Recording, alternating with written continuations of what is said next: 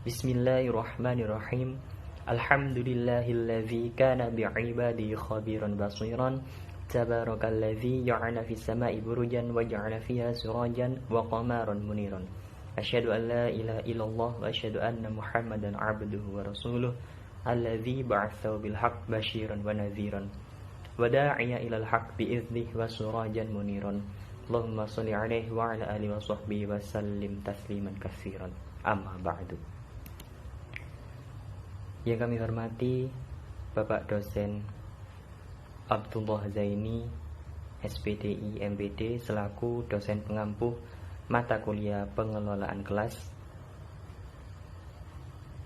Dan yang kami rindukan teman-teman seperjuangan. Pada kesempatan yang berbahagia ini, kami dari kelompok 4 yang beranggotakan Fitri Ida Ayuningsi, Dina Hasanah Ansori, dan saya Muhammad Aranda Haryono akan menyampaikan hasil diskusi kami mengenai peran guru dalam pengelolaan kelas.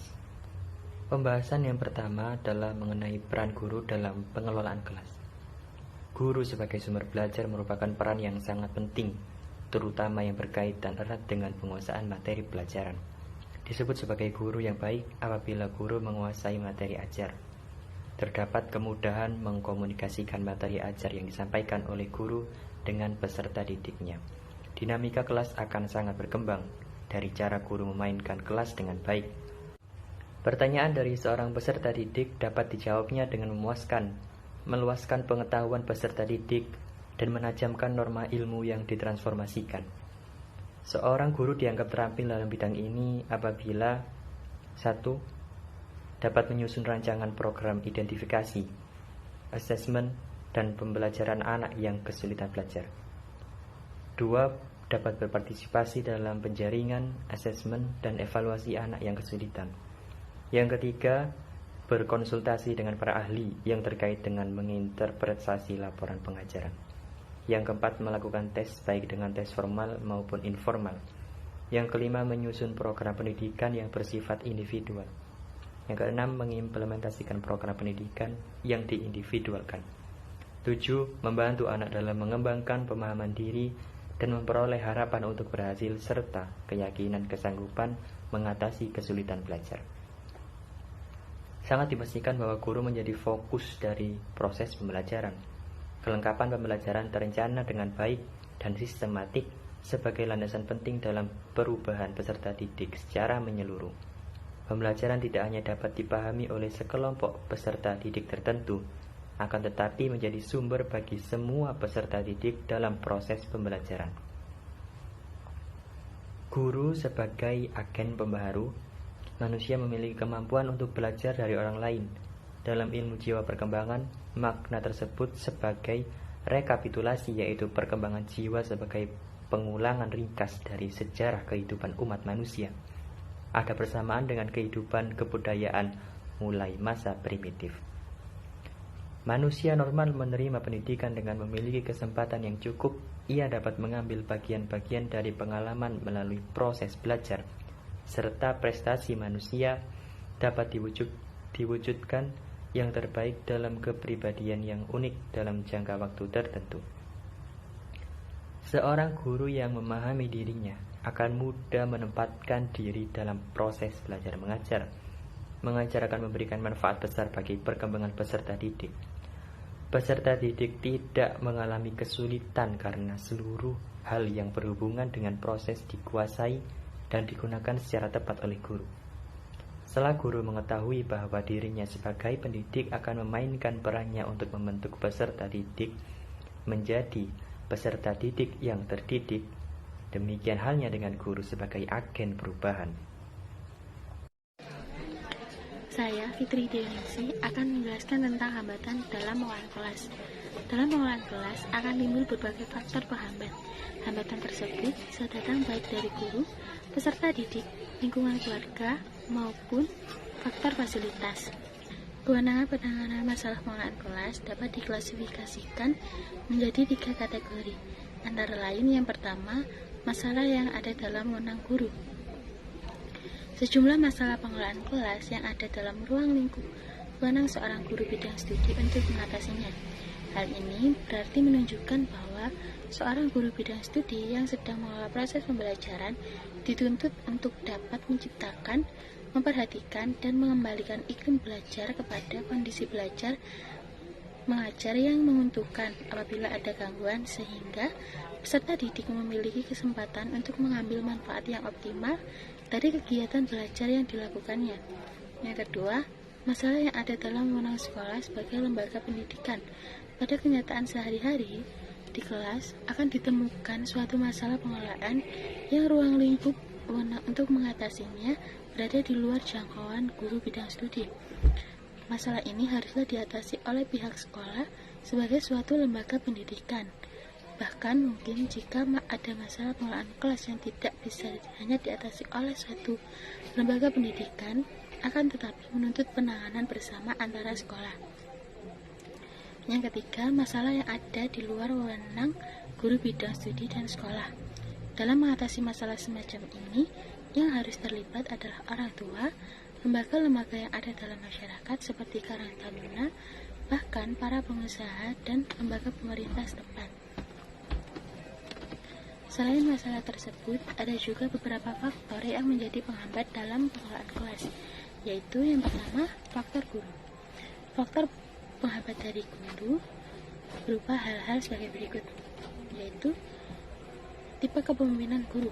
Tipe kepemimpinan guru yang otoriter dan kurang demokratis akan menimbulkan sikap pasif atau agresif peserta didik yang merupakan sumber dari permasalahan pengelolaan kelas. Yang kedua, format belajar mengajar yang monoton.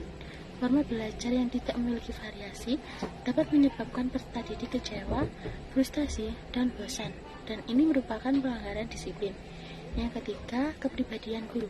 Guru bersikap tidak adil, tidak objektif, dan tidak fleksibel akan menimbulkan masalah pengelolaan kelas. Yang keempat, pengetahuan guru. Terbatasnya pengetahuan guru tentang masalah pengelolaan dan pendekatan pengelolaan, baik sifatnya teoritis maupun pengalaman praktis. Yang kelima, pemahaman guru tentang peserta didik.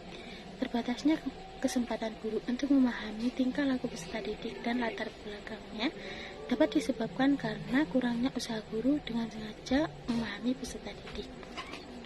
Lalu faktor yang kedua yaitu faktor peserta didik. Kurang sadarnya peserta didik terhadap tugas dan haknya sebagai anggota suatu kelas atau sekolah dapat merupakan faktor utama penyebab pengelolaan kelas. Yang ketiga, faktor keluarga. Tingkah laku peserta didik di dalam kelas merupakan cerminan keadaan keluarganya. Sikap otoriter orang tua akan tercermin dari tingkah laku peserta didik yang agresif atau pasif. Di dalam kelas sering ditemukan ada peserta didik pengganggu dan membuat keributan. Mereka biasanya berasal dari keluarga yang kurang utuh atau kacau, atau bisa disebut dengan broken home. Lalu faktor yang terakhir yaitu faktor fasilitas. Merupakan hambatan dalam pengelolaan kelas. Faktor tersebut meliputi yaitu yang pertama, jumlah peserta didik yang terlalu banyak sehingga sulit untuk dikelola. Yang kedua, ruangan kelas yang lebih kecil dibandingkan dengan jumlah peserta didiknya. Lalu, yang terakhir, kurangnya ketersediaan alat-alat sekolah atau tidak sesuai. Itu saja yang bisa saya sampaikan. Selanjutnya akan disampaikan oleh teman saya. Terima kasih. Materi selanjutnya yakni usaha preventif pengelolaan kelas. Usaha preventif atau tindakan pencegahan ini dapat dilakukan dengan cara menyediakan kondisi baik fisik maupun kondisi sosio-emosional, sehingga terasa benar oleh peserta didiknya rasa kenyamanan dan juga keamanan dalam proses pembelajaran. Nah, berikut tindakan pencegahan yang berkaitan dengan kompetensi guru dalam mengambil inisiatif dan juga mengendalikan proses pembelajaran. Yang pertama yakni sikap tanggap. Sikap tanggap merupakan tingkah laku guru bahwa ia hadir bersama dengan mereka, para peserta didiknya. Guru tahu kegiatan mereka, tahu ada perhatian atau tidak ada perhatian, tahu apa saja yang mereka kerjakan. Jadi guru dapat memantau dan juga mengetahui apa saja yang terjadi dalam kelas, dan dapat mengetahui keadaan peserta didik meskipun guru tersebut sedang menulis di papan tulis. Nah, sikap tanggap ini dapat dilakukan dengan cara memandang secara seksama, yakni mengundang dan melibatkan peserta didik untuk kontak pandang dalam pendekatan guru. meskipun hanya untuk sekedar bercakap-cakap, bekerja sama, dan menunjukkan rasa persahabatan. Kemudian guru juga dapat melakukan gerak mendekati. Gerak guru dalam posisi mendekati kelompok kecil atau individu ini menandakan bahwasanya ada kesiagaan, minat, dan juga perhatian guru yang diberikan terhadap tugas serta aktivitas peserta didiknya. Nah, gerak mendekati yang dilakukan oleh guru ini seharusnya dilakukan secara wajar ya, bukan untuk menakut-nakuti, mengancam, atau juga memberikan hukuman. Nah, kemudian guru juga dapat memberikan pernyataan. Nah, pernyataan guru terhadap sesuatu yang dikemukakan oleh peserta didik ini sangat-sangat diperlukan, baik berupa tanggapan, komentar, dan lain sebagainya, atau yang kita kenal dengan sebutan umpan balik. Nah, akan tetapi umpan balik ini itu harusnya dihindari hal-hal yang menunjukkan dominasi guru, seperti dengan komentar atau pernyataan guru yang mengandung ancaman atau perubahan kondisi psikologis dari peserta didiknya. Nah, kemudian guru juga dapat memberikan reaksi terhadap gangguan yang ada di dalam kelas. Seperti yang kita ketahui bahwasanya kelas itu kan tidak selamanya dalam kondisi tenang, pastinya ada gangguan kan ya. Nah, oleh karena itu, teguran perlu dilakukan oleh guru kepada peserta didiknya untuk mengembalikan kondisi kelas yang kondusif. Seperti itu. Kemudian usaha preventif atau pencegahan yang selanjutnya, yang kedua yaitu dengan cara memberikan perhatian. Nah, pengelolaan kelas yang efektif itu apabila seorang guru mampu membagi perhatian kepada berbagai kegiatan yang sedang berlangsung dalam waktu yang sama. Nah, oleh karena itu, perhatian tersebut dapat dilakukan dengan cara visual, yakni guru dapat mengubah pandangannya dalam memperhatikan kegiatan yang pertama sedemikian rupa, sehingga ia juga dapat melirik pada kegiatan yang kedua, tanpa kehilangan fokus atau perhatian pada kegiatan pertama. Kemudian juga dapat dilakukan secara verbal, yakni guru dapat memberikan komentar, penjelasan, pertanyaan dan juga sebagainya terhadap aktivitas para peserta didik yang pertama.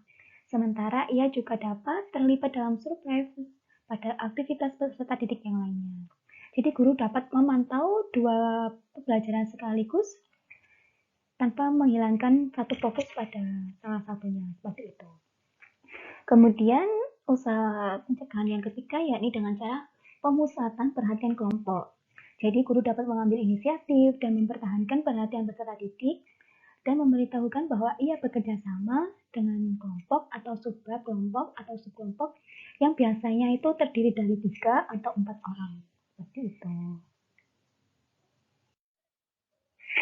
Nah, jika tadi kita sudah membahas tentang usaha preventif atau tindakan pencegahan, maka kali ini kita akan membahas seperangkat strategi untuk tindakan perbaikan terhadap tingkah laku peserta didik yang terus-menerus melakukan gangguan atau tidak mau terlibat dalam tugas yang ada di kelas. Nah, strategi apa saja yang dapat dilakukan oleh guru dalam mengatasi suasana di kelas? Yang pertama yaitu modifikasi tingkah laku. Jadi guru dapat menganalisis tingkah laku peserta didik yang mengalami masalah atau kesulitan dan berusaha memodifikasi tingkah laku tersebut dengan mengaplikasikan pemberian penguatan secara sistematis. Kemudian cara yang kedua yakni dengan melakukan pendekatan pemecahan masalah kelompok, yakni dengan cara memperlancar tugas-tugas, mengusahakan terjadinya kerjasama yang baik dalam pelaksanaan tugas, kemudian dapat pula dengan cara memelihara kegiatan kelompok, memulihkan semangat peserta didiknya, serta menangani konflik yang timbul. Kemudian cara yang ketiga yakni dengan cara menemukan dan memecahkan tingkah laku yang menimbulkan masalah. Jadi guru dapat menggunakan seperangkat cara untuk mengendalikan tingkah laku yang keliru yang muncul.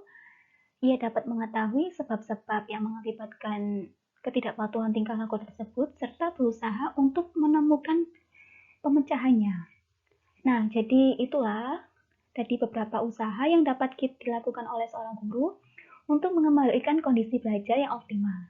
Nah, apabila terdapat peserta didik yang menimbulkan gangguan yang berulang-ulang, walaupun guru tersebut sudah menggunakan tingkah laku dan tanggapan yang sesuai, guru tersebut dapat meminta bantuan kepada kepala sekolah atau bimbingan konseling, kemudian juga orang tua beserta didik untuk mengatasinya. Sekian yang dapat kami sampaikan dalam forum diskusi ini. Kurang lebihnya mohon maaf yang sebesar-besarnya. Ila liqa' ma'an najah. Assalamualaikum warahmatullahi wabarakatuh.